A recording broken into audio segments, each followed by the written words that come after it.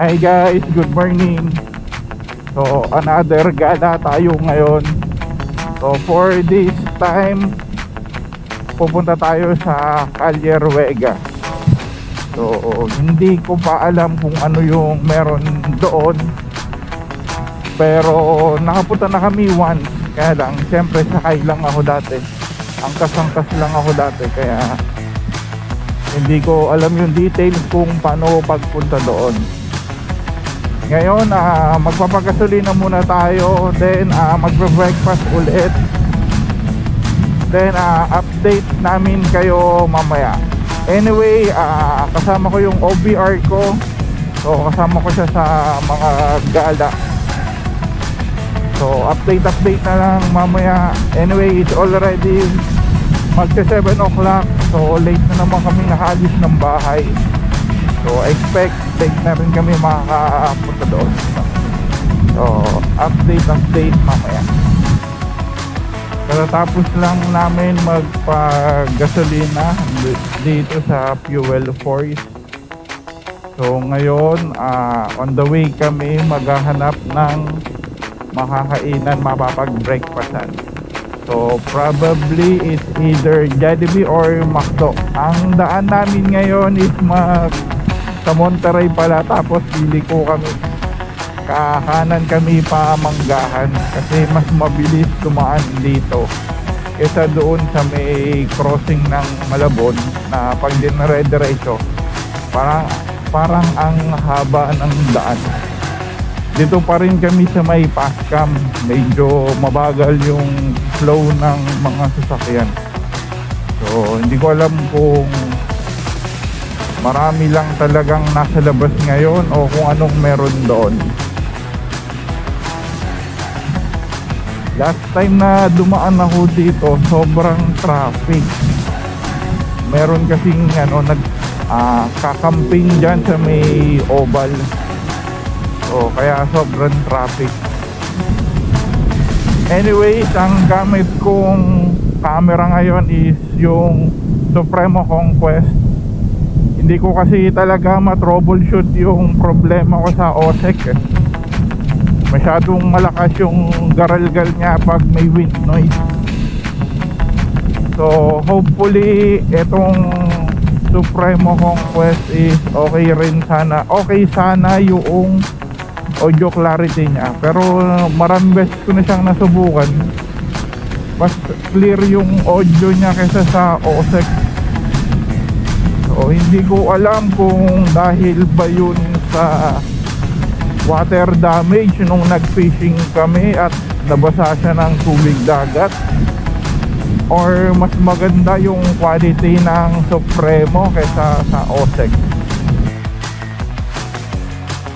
So dito na pala kami sa Jollibee Tagaytay Mahogany. So dito na kami kakain ng breakfast and first time namin kakain dito. So mukhang okay naman yung place. So as usual, syempre yung favorite meal natin yung ordering ko, yung corned beef meal. So update na lang ulit after namin kumain. Di na nga mapakali, halika na, tara na, doon na nga ang punta. Labas lahat ng ngipin, sumasayaw sa tuwa. Ganyan ang feeling kapag bida ang saya. Bida tayo, san bida ang bata. Sa Jollibee na tayo, mas matunog, mas masaya. Sa Jollibee na tayo, wala nang iba. Sa Jollibee, bida ang saya. Bida ang saya. Dito lahat ay idol, dito lahat bida. Pinagsamang saya't sarap, sige na, sayaw na. Labas lahat ng ngipin, sumasayaw sa tuwa. Ganyan ang feeling kapag bida ang saya. Bida tayo, san bida ang bata. Sa Jollibee na tayo, mas matunog, mas masaya. Sa Jollibee na tayo, wala nang iba. Sa Jollibee, bida ang saya. Bida ang saya.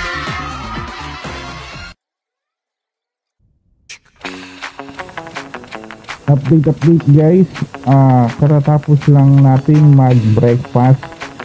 So dito na kami kumain sa Tagaytay Mahogany. At least bagong experience dito. Last time kasi sa McDo Tagaytay kami nag-breakfast. So ngayon request naman ni OBR try namin dito sa Jollibee Tagaytay Mahogany. So kaya dito na kami nag-breakfast. Ito na tayo sa boundary ng Tagaytay at Batangas. Then paglagpas natin dito mga 1 to 2 kilometers na lang, or between 1 or 2 kilometers na lang, kakaliwa na tayo papasok sa Halierwega. So after nun hindi ko na alam kung ano yung mga makikita natin doon. So tignan na lang natin. So dito tayo kakaliwa. Paglagpas natin dito hindi ko alam kung ano yung mga makikita natin dito, pero enjoy na lang natin yung site. Tingnan na lang natin kung ano yung mga magagandang makikita natin. Pero alam ko overseeing din to ng mga nasa baba. So check na lang natin. Hinto muna tayo. Tingnan muna natin yung nasa kaliwa. Ang ganda So parang iba to dun sa Tagaytay. Guys, sayang wala tayong drone. Ganda pa naman dito. Okay guys, dito na tayo sa Halierwega. So pero ang parking daw ay nasa baba. Entrance parking ang tarik. Tarik. Magpa-park muna kami dito, tapos akit na kami sa taas, tapos akitin muna namin yung chapel sa taas ng bundok. Then saka kami a-attend ng mass. Guys, ito na yata yung sa chapel sa taas ng bundok, at nakikita ko ay paakyat na ang daanan. Tara, puntahan natin kahit nakakahingal.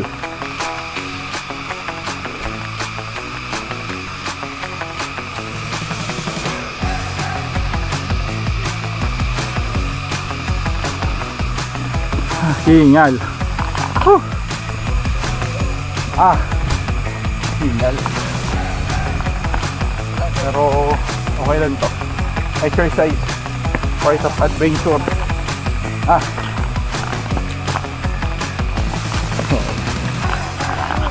Dito tayo dumaan. At sa wakas patag, walang hakbangin, pero pataas, hingal pa rin.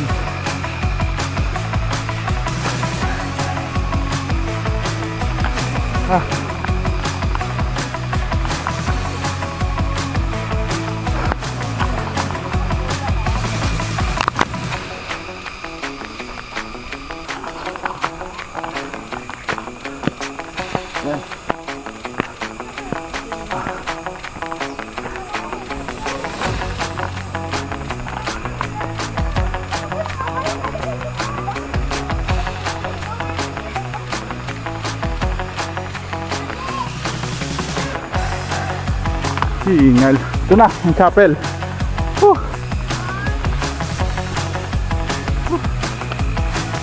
Lobat ko. Lobat?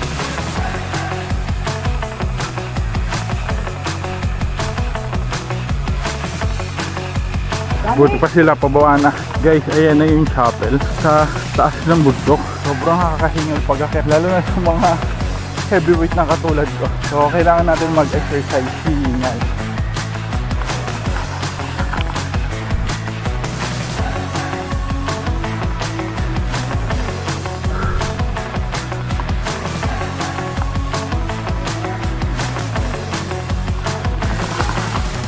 So guys, dito na tayo sa chapel. So pahinga muna at kapagod masyado. So update na mamaya. Dito kami a-attend ng mass dito sa chapel. Yung isa kasi sa taas, ang tawag pala doon is Tent Chapel. Katatapos lang ng misa. So, kanina nasa labas kami. Ngayon lang kami nakapasok after nung mass. So, pagpasok namin, ang galing ng chapel dito. Fully aircon. So, parang ito lang yung chapel na nakita ko na naka-aircon. 2 times, babay ka muna. Shout out kay Charles Mamawag.